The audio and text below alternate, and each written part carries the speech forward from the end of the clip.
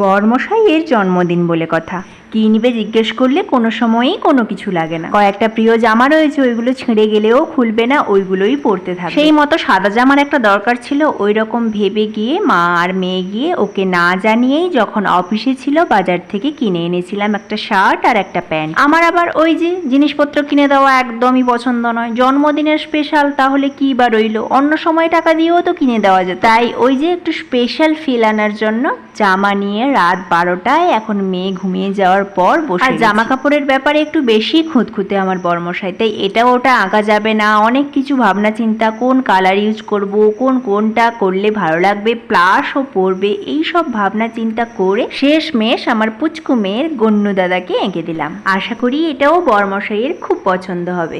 আর গণেশজির উপরে কলারে একটা ছোট্ট করে ফুল এঁকে দিলাম, মনে হবে যেন গণেশজির মাথায় একটা ফুল দেওয়া রয়েছে। আচ্ছা, তোমরাও দেখে কমেন্ট করে জানিও তো আজকের কাজটা কেমন হলো। ভালো লাগলেও জানিও আর খারাপ লাগলেও জানিও কিন্তু।